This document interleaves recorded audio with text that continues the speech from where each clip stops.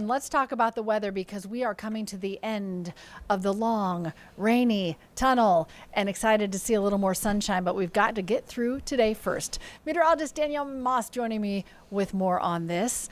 I want to be a good sport because I know we've needed the rain. Yes.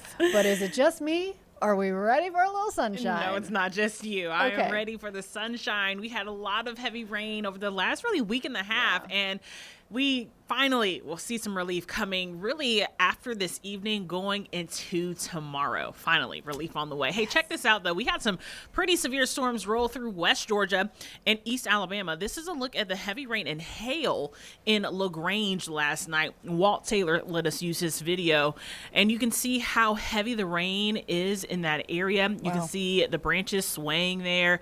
If there was audio, you could hear the hail hitting the car. There was also trees down in Randolph County, Alabama.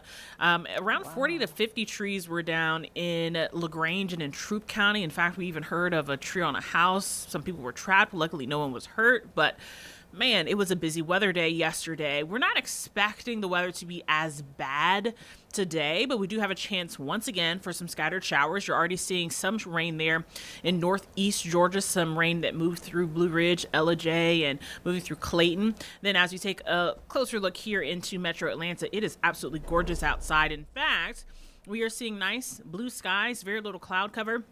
It is a gorgeous day. But let's time out this evening. What can you expect around 4 p.m.?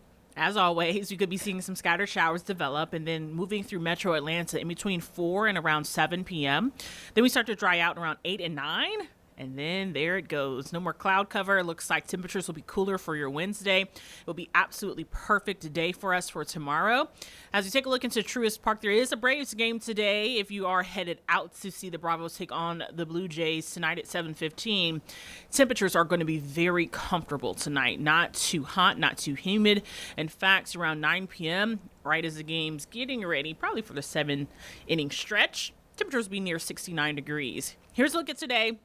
We do have a chance for an isolated showers, but then we're going to be drying out for your Wednesday. Here's a look at your Wednesday. Look at those temperatures into the upper 70s. Very little rain. It's going to be absolutely gorgeous for you. And here's another cool thing, our muggy meter. We are starting to get a little bit comfortable as far as humidity is concerned. In fact, it looks like really until around Thursday or Friday, it's going to be very comfortable, low humidity. We start to see that high pressure shifting back in for this weekend. Then it's going to start to really get back into that same weather pattern that we've been seeing, which means, yes, the humidity will be back. And yes, we'll be starting to track some more scattered shower chances as we head into the second half of your weekend. That's also going to provide a fluctuation with our temperatures. Here's a look at what we're tracking. After tomorrow, it's going to be absolutely gorgeous. I mean, very little cloud cover even going into this weekend. Saturday evening, we do have a chance for some scattered showers to be coming late in the evening, but I'm thinking models are not really agreeing on Saturday. Sunday's probably our better chance to see some rain, as well as for our Monday. I know that looks like a lot of rain, but that looks like normal scattered showers, not looking at any severe weather, and maybe even drying out for your Tuesday. Here's a 7-day forecast. We did put our rain chances back in for your Sunday and your Monday. You can see that little bit of a temperature roller coaster I was telling you about. Wednesday highs near 78 degrees, staying below average for your Thursday, and then back into the mid to upper 80s as we head into this weekend. But Cheryl, this is a great 7-day forecast. A little rain for those of us that need it, a little sun for those of us that need it, and perfect temperatures, if you ask me. You got a little bit of something for everybody. Exactly. What is it with this whole evening commute rain issue? I know. It's the worst. It's the worst. It's like sometimes I'd like maybe lunchtime rain would be better, but the evening commute rain is horrible. Yeah. And I was talking to someone because it was Angelina on Saturday. We were talking about how the same storms happen all over the place, but unfortunately during certain times and in certain areas, it's just worse for others. So like we saw that flooding on 85, 75, the middle of the evening. It's the same rain showers that we're seeing in Cobb County and the same rain showers that we're seeing in LaGrange. And sometimes it's just worse for others. So we're all going to be thankful to have this dry stretch of weather. Well, it's funny you mentioned that flooding on the connector because I was on the connector. Oh, I was like goodness. maybe 50 cars back.